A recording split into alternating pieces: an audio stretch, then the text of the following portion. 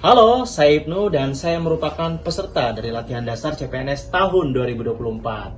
Dan hari ini kami mendapatkan tugas dari Ibu Ade Cici untuk membuat podcast isu-isu kontemporer yang ada di Indonesia.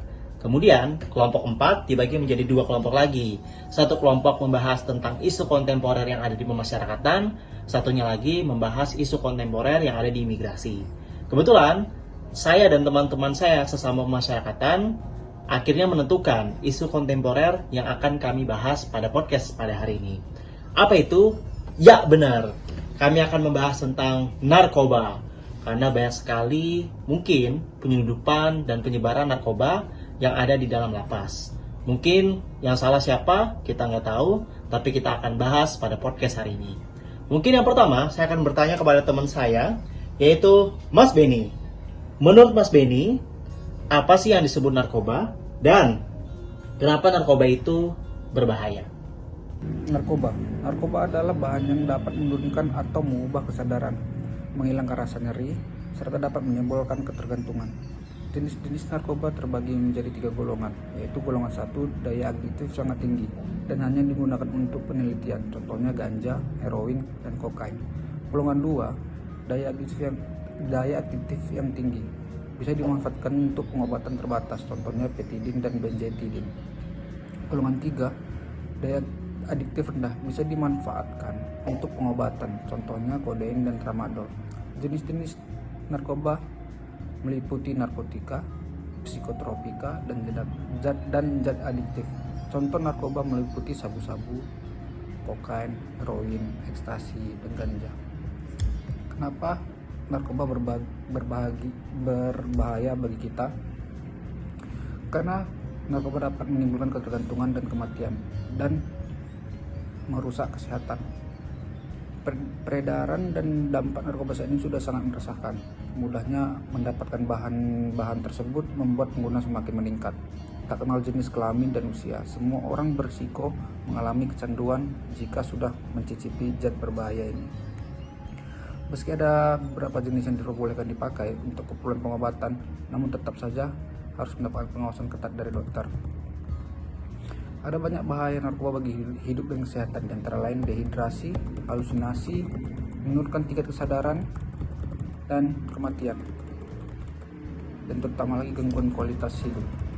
Wah, benar banget. Ternyata narkoba itu sangat berbahaya dan kita harus hilangkan, kita harus cegah, dan kita harus hapuskan. Narkoba, say no to drugs. Kemudian, saya akan bertanya kepada teman saya nih, Mas Ivan Julian. Menurut Mas Ivan Julian, bagaimana dampak narkoba jika narkoba tersebut beredar di dalam lapas ataupun rutan jika kita tidak cegah? Dampak negatif yang bisa terjadi jika peredaran narkoba masih beredar luas di dalam lapas maupun rutan jika tidak ditindak tegas oleh para petugasnya, yaitu yang pertama dan yang paling utama adalah masalah keamanan.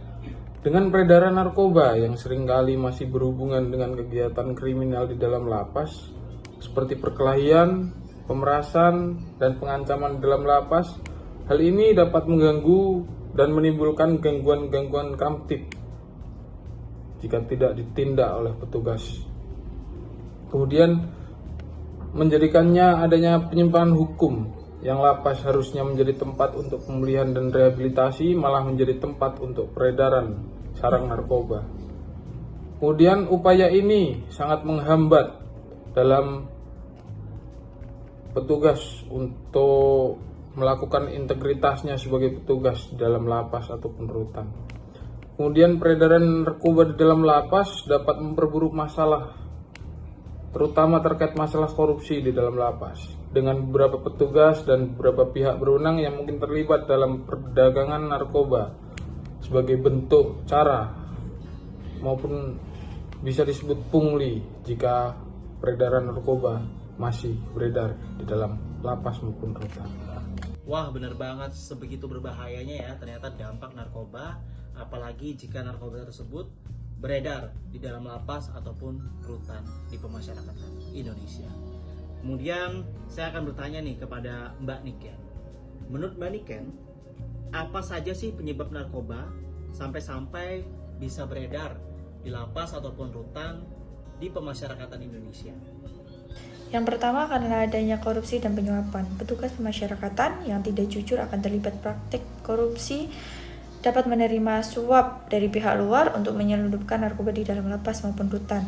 Yang kedua, pengawasan yang kurang efektif. Beberapa lembaga pemasyarakatan tidak memiliki pengawasan yang memadai sehingga dimanfaatkan oleh pihak luar dan narapidana untuk menyelundupkan narkoba. Yang ketiga, kurangnya sumber daya dan pelatihan yang cukup sehingga sulit bagi petugas pemasyarakatan atau petugas pengamanan dalam mengidentifikasi dari adanya penyelundupan narkoba di lapas maupun rutan tersebut. Waduh, mendengar penyebabnya yang disampaikan oleh Mbak Niken, ternyata cukup banyak ya. Kita harus benar-benar menghilangkan penyebab tersebut agar tidak ada lagi penyelundupan narkoba yang ada di lapas ataupun rutan di Indonesia. Kemudian saya akan bertanya nih kepada Mas Syaroji. Nah, Mas Syaroji nih, menurut Mas, apa saja sih rekomendasi pencegahan narkoba agar tidak masuk ke dalam lapas dan juga rutan nih, Mas Syaroji? Baik, di sini saya akan menyampaikan beberapa rekomendasi untuk mencegah agar narkoba tidak masuk ke dalam lapas, yaitu harus melakukan pengawasan yang ketat. Itu yang pertama, harus melakukan pengawasan yang ketat. Kemudian ada edukasi dan penyuluhan tentunya. Kemudian yang ketiga ada rehabilitasi dan dukungan. Kemudian yang keempat ada kolaborasi dengan pihak luar seperti dengan BNN dan kemitraan dengan LSM. Kemudian kita harus menerapkan sanksi dan hukuman yang berat. Berikutnya ada peningkatan kesejahteraan. Kita harus melakukan kegiatan positif di dalam lapas agar tidak adanya jaringan-jaringan seperti itu. Kemudian ada sistem pelaporan. Kita harus ada sistem pelaporan baik petugas ataupun narapidana yang mengetahui adanya peredaran narkoba di dalam lapas. Kemudian kita harus melakukan evaluasi rutin agar semuanya bisa berjalan dengan baik. Wah, keren banget jawaban dari Syaroji. Saya sangat setuju dengan jawaban Syaroji. Kemudian saya akan bertanya nih kepada Mas Yusuf. Mas Yusuf ini merupakan salah satu andalan kita ya di grup pemasyarakatan. Boleh kita tanya-tanya ya. Menurut Mas Yusuf nih, terakhir ya Mas Yusuf, bagaimana sih peran kita sebagai CPNS, calon pegawai negeri sipil? Untuk apa? Untuk narkoba itu dapat dicegah dan tidak beredar di dalam lapas dan juga rutan. Saya penasaran sekali nih dengan jawaban Mas Yusuf. Ya, saya akan menjawab pertanyaan dari Mas Ibnu, yaitu apakah kita sebagai CPNS dapat mencegah peredaran narkoba yang berada di lapas maupun rutan. Kalau menurut saya pribadi, kita sebagai CPNS ini kan masih belum jelas statusnya dan masih orientasi lapangan, belum ada tugas tetap. Jadi tugas kita sebagai CPNS untuk mencegah terjadinya peredaran narkoba tentu dari diri kita sendiri terlebih dahulu, untuk meyakinkan diri kita untuk tidak tergoda dan terjerumus dalam hal tersebut. Karena jika dari awal CPNS kita sudah bermain-main dengan narkoba, seterusnya kita tidak menutup kemungkinan akan bermain-main dengan barang terlarang tersebut. Tentu saja kita harus melaporkan ketika kita melihat adanya peredaran narkoba yang ada di lapas. Wah, bener banget tuh apa yang disampaikan oleh Mas Yusuf. Kita sebagai CPNS juga harus menindak, juga harus meminimalisir, bahkan menghilangkan penyelundupan ataupun penyebaran narkoba yang ada di lapas dan juga di rutan. Menurut saya ini sudah jelas semuanya, dan semoga kita menjadi insan pengayoman, insan pemasyarakatan yang dapat mencegah, yang dapat menghilangkan, yang dapat meminimalisir adanya narkoba di dalam lapas ataupun juga rutan. Kami dari kelompok 4 mengucapkan terima kasih sudah menikmati podcast kita pada hari ini. Semoga sehat selalu dan terima kasih.